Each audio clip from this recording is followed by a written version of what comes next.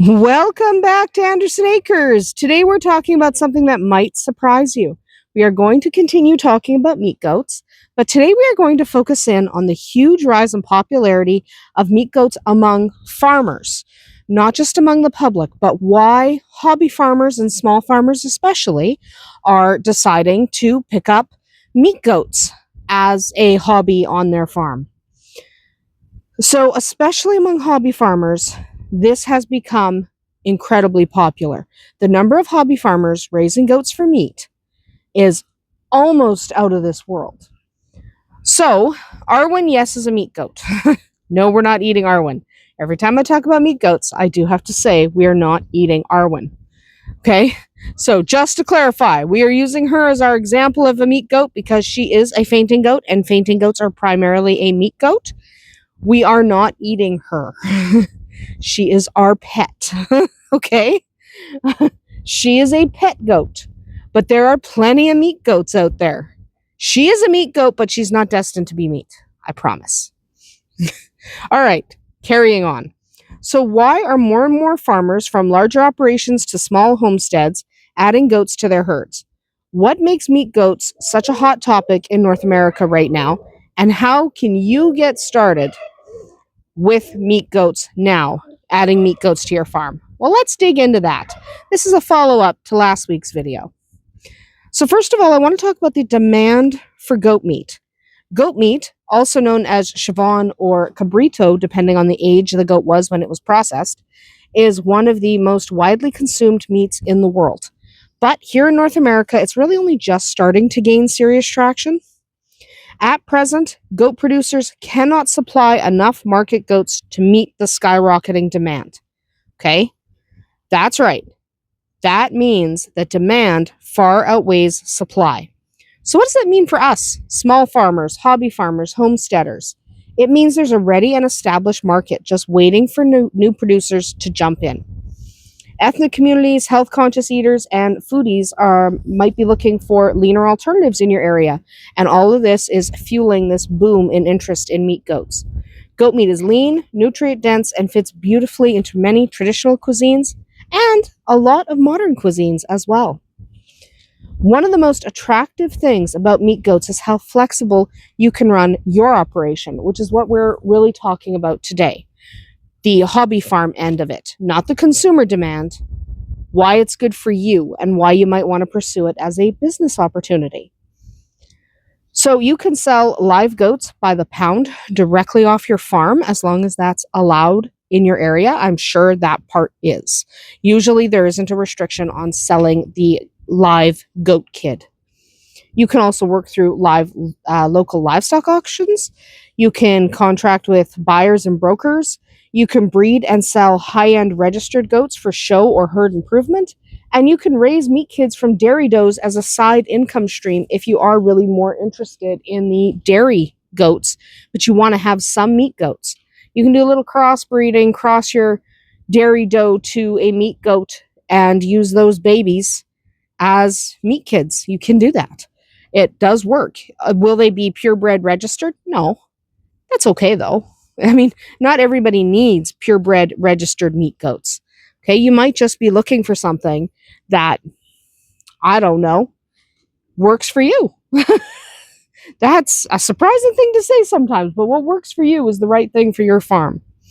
So whether you're in it for quick turnaround meat sales or looking to build a line of high-value breeding goats, these goats give you options. Now, the startup costs for meat goats is actually relatively low, unlike things like cattle. Cattle are so freaking expensive to get into, but meat goats can be pretty cheap, relatively speaking.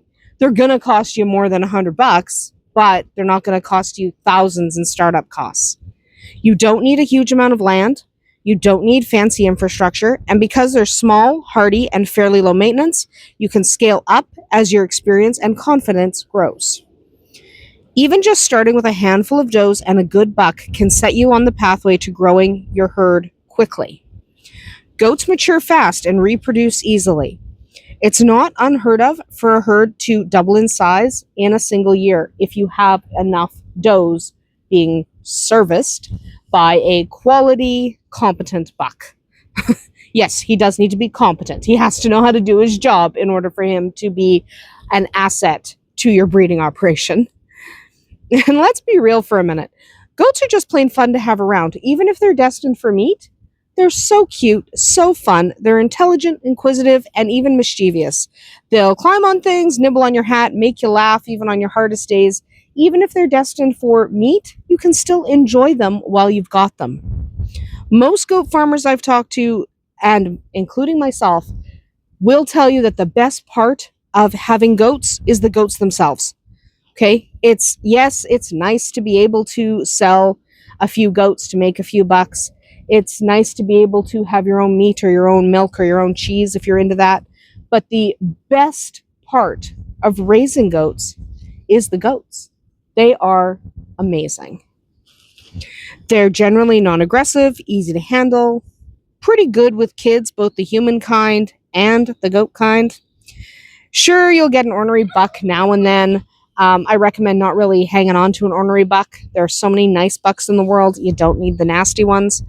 But even the nasty ones kind of have their charm, even if it's from a bit of a distance, because they're also smelly. We've talked about bucks in the past, and bucks kept for breeding, they stink. An intact buck stinks. Okay? They just do. There's nothing you can do about it. They smell. If you don't want your goat to smell, don't breed goats, because Papa Goat gonna stink. So let's talk real world business models for a moment, because that's kind of what we're talking about in this particular video, how you can make meat goats work from you from a business end. Commercial meat producers usually keep large herds of unregistered or crossbred goats. Their goal? Fast maturing, low cost kids raised for slaughter. These are typically sold by weight, either off farm or at auction. Then there are the registered show breeders who keep fewer animals but invest in the high value genetics. This is where I'm looking to go. The genetics line, the higher cost goats, so I don't have to breed in volume. I want quality over quantity. These goats are bred to win competitions, and they can sell for 5-figure prices if you're selling to fellow breeders. Okay, they can really fetch some good money. You could also have breeding stock producers who supply other breeders with goats meant to improve herd genetics. So you can either sell to breeders, or you can sell to show homes, or you can do both, right? You can absolutely 100% do both, which is a really interesting idea, to be able to sell show goats and to be selling breeding stock. I would recommend doing both. That's probably where I'm going. I'm going to do both, because these breeding goats can fetch a lot of money, but some people don't want them as breeding stock. They literally want them for shows. If you have a really good breeding stock situation and your goats are high quality, every once in a while, your goats will sell for $1,000 or up. And bucks surprisingly fetch more money in this market.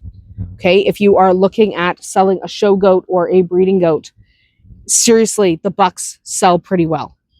Okay, so yes, bucks are great as a meat goat, especially young, but don't turn them all into lunch, because some of them are going to fetch really good prices if you have quality stock. That only applies if you have the quality stock. If you have the cheap grade goat stock, those bucks are not worth very much, because all they do is breed to your other goats to produce more meat goats. They're not high quality from really good genetics. If you have really good genetics in your herd and they are registered and you can prove those genetics, you might want to play around with that a little bit. You might want to consider really getting into that. But it's also important that we not forget percentage stock breeders. They'll breed higher percentage bucks to commercial does, producing solid middle of the road farm animals that are ideal for like 4-H and stuff. They're not necessarily something that you would enter in really big shows, and they're not necessarily something you would consider quality breeding stock.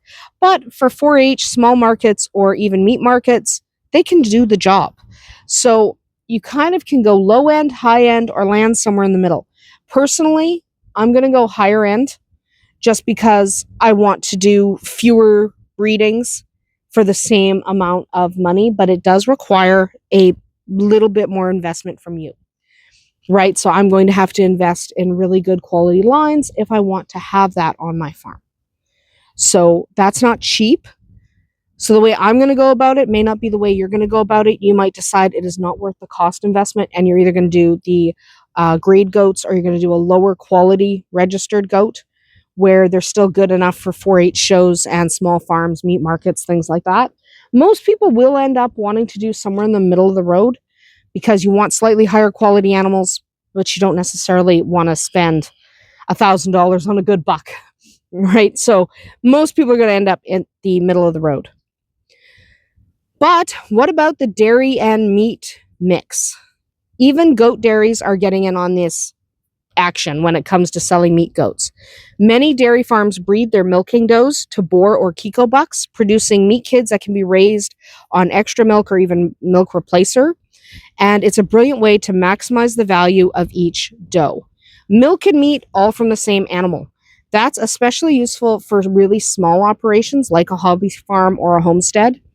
And if you need to stretch your resources, this might be the way to go. Now, these will not be show goats, and they won't be great breeding stock, but they can get the job done. If you are specifically looking to have a kind of combined milk and meat herd, you might want to go with the crosses. So your doe would be a purebred milking breed, your buck would be a meat breed, and then the kids you could sell as meat goats. And then you have your doe, and you can rebreed her when you need to. And when you do need to breed only for milking babies, you can breed her to another milking buck. You just rent one. You don't have to necessarily buy one if you're not going to do that all the time. She can just kind of go on a date. So there's a lot of different models you can use. But are any of these models right for you? Well, should you raise meat goats is always a question we have to ask ourselves. Do you have the space for rotational grazing or a browsing area? Because if you want to pull in some money from your meat goats, you're probably going to want to maximize having them forage instead of having to feed them a whack ton of grain and hay all the time. You're still going to need to feed them, especially if you live somewhere like I do in the winter. But if you can take advantage of rotational grazing, you will cut down on your costs. And that matters to a lot of people.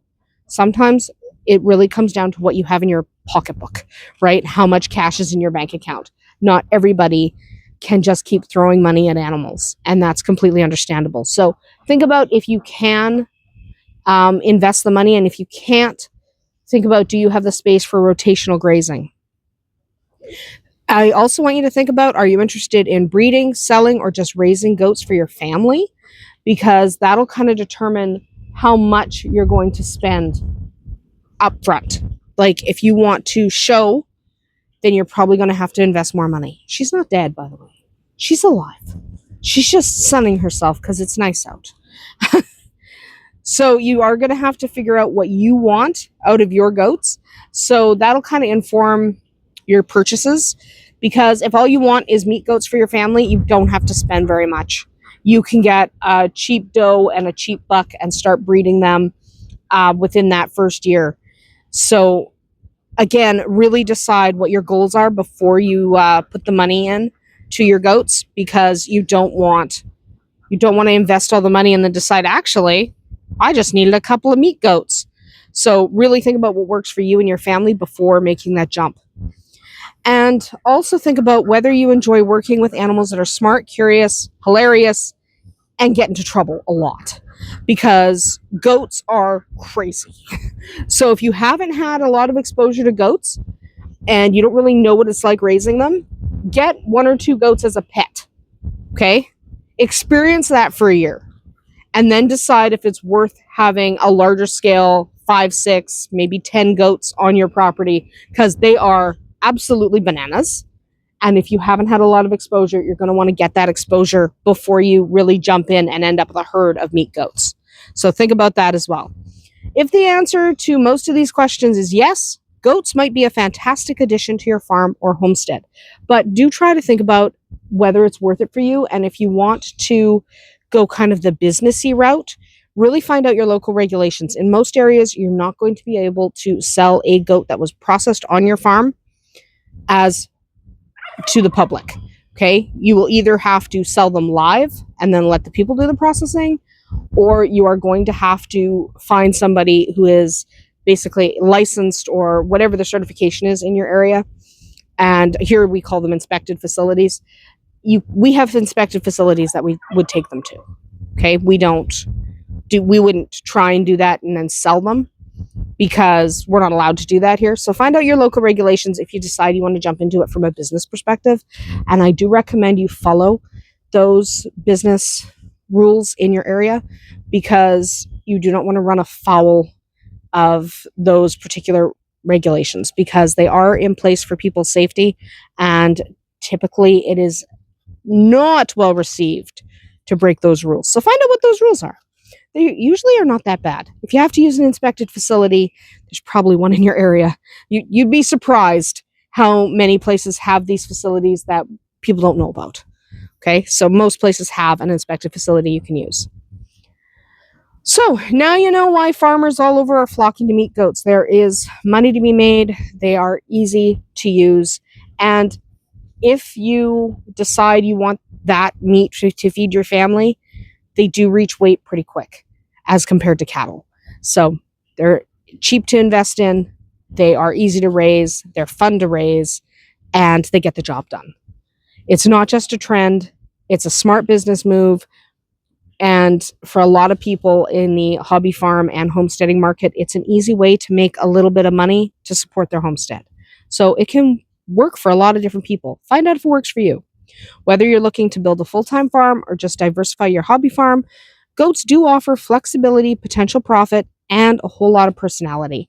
I adore having goats, and Sauron just wants to know if she has a snack, which she doesn't. He likes to steal snacks. That's about it for us here today at Andersen Acres. Drop a comment below and let us know. Are you thinking about raising meat goats? Already have a herd? I'd love to hear your own experiences. We'll see you tomorrow.